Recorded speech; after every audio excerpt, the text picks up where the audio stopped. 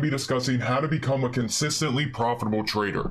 Like I said, 90% of traders end up quitting their first 2 years and end up losing money. So what's the difference between a losing trader and a consistently profitable trader? That's what I'm going to be sharing with you guys. So let's start off with what makes a losing trader. A losing trader is someone who trades with emotions, is unexperienced when it comes to technical analysis, and they buy based off of impulse and how they're feeling for the day. However, on the flip side, a profitable trader uses technical analysis, goes into the market each day without a bias, and uses technical indicators to give themselves an edge against all other market participants. So have you ever gone into a trade, let's say you buy a call and the stock ends up going against you and you start to lose money?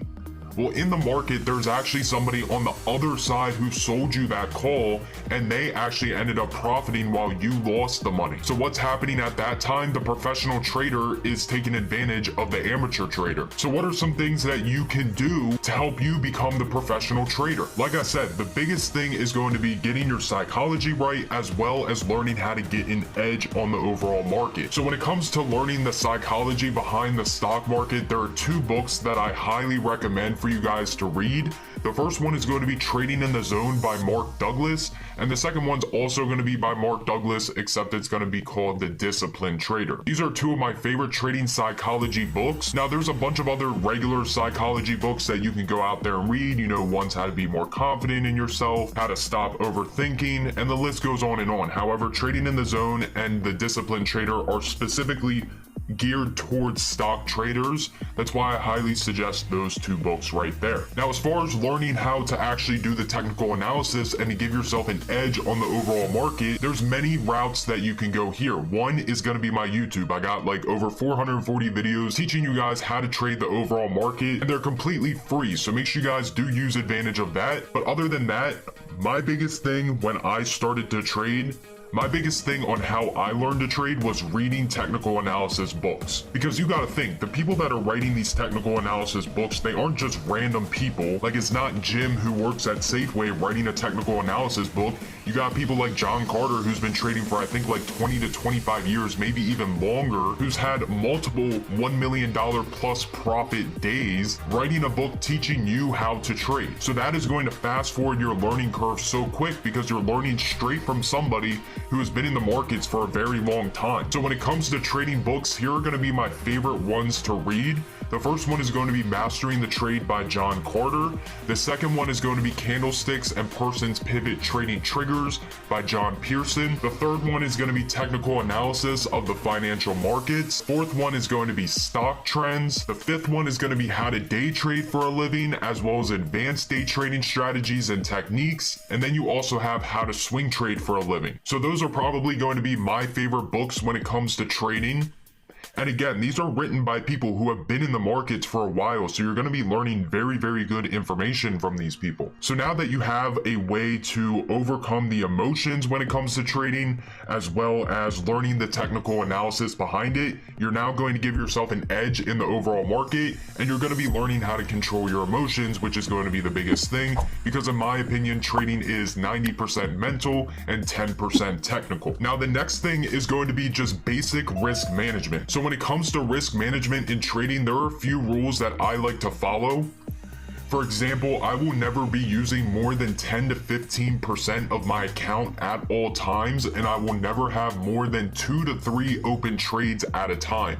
So I'm not going to go out there and have, 5 swing trades, because in my opinion, that is going to be too much to keep track of. And that's how you're going to end up blowing your account, because all it takes is one day in the market to go against your position and you're completely screwed. So if you're using a 10 to 15% of your account, and at the same time, on top of that 10 to 15%, I'm using a strict 20 to 25% stop loss in my day trades. And then as far as swing trades, I'm giving myself around 50% stop loss. So let's just say, for example, we're trading with a $100,000 account. Well, at that point, I should never be using more than 10 to 15,000 of my account spread across 2 to 3 trades. Let's say we go into a single trade on Tesla and we use the bottom portion of that percentage at 10%. Okay, at this point, we're using $10,000 of our account. Well, if you're sticking to a strict 20% stop loss, if you get stopped out on Tesla, you should be down around $2,000.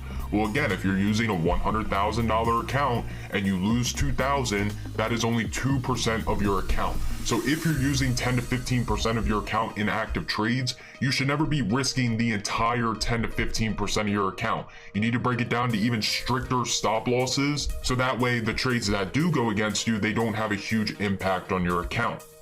Now, I've seen it multiple times where people are not willing to lose what they put into the trade. If you're not willing to lose that $2,000 when you put in $10,000, you should not be in that trade, and you should be using a smaller position size. So if you're not willing to risk $2,000, maybe cut your position size in half and use $5,000, or maybe you're even a smaller account. Say you only have a $2,000 account. Okay, maybe put in like $100 to $150 per trade and risk around $20 to $40 on that trade. So if you are not comfortable in a trade, you are oversized and you are not accepting the risk, which is going to be the biggest thing. Because when you get into a trade, you should already know what you are willing to lose in that trade. If you get into a trade and you feel nervous, you feel anxious, you're not comfortable with your overall size, then get out of the trade. Because if the stock were to go against you, if your stop loss is hit, it should not change, your life whatsoever. It should not change how your day is doing. It shouldn't ruin your mood. And the list goes on and on. So I've seen a lot of people suffer from that, basically where they over position themselves and then they have a lot of emotions when the stock goes against them. Now, the next thing that I like to do is I personally limit myself to like 1 to 2 trades a day. Sometimes there are days where I'll take 3 or 4, but it is very, very rare.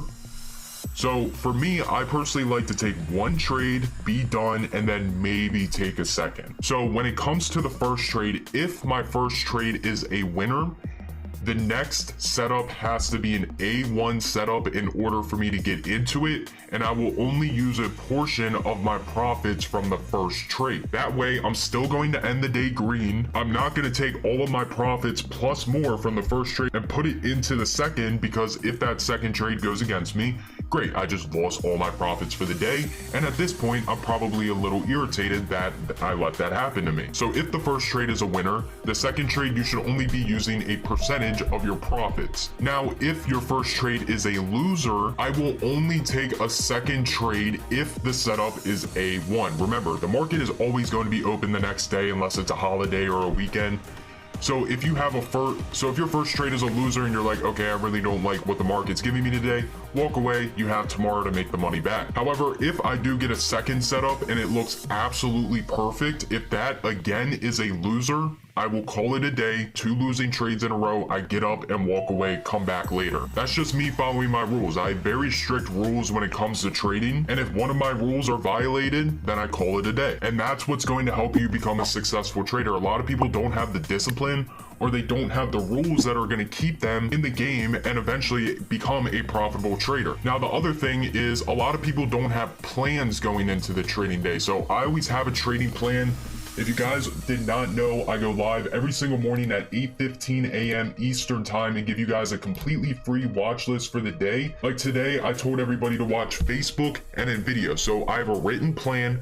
Facebook, if the market pumps, I'll be looking for a break above 303.50 for a scalp, 305, 306.31, 307.82, and then 310. If we look at what Facebook did today, notice what happened when Facebook broke above the level. Facebook is on its way and it's continuing to climb.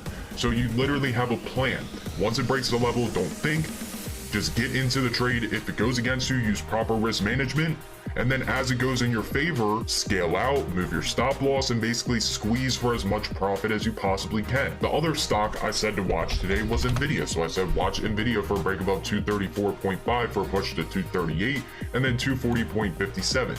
As we can see, Nvidia ran all the way to 239.8. So what's going to keep you from being profitable is not having a plan. You just go into the market every day. Oh, Apple looks good, I'm gonna buy a call. Crap, Apple went against me, I lost money. Or, oh, Facebook looks weak, I'm gonna buy puts. And that's exactly what's keeping you from becoming a profitable trader. So that's just some quick little tips on how to become a profitable trader. I will definitely make part 2 if you guys did enjoy this video. So make sure to comment down below, as well as clicking that like and that subscribe button. It would mean the absolute world to me. As always, everybody have an amazing rest of your day, and I'll see you guys in the next video.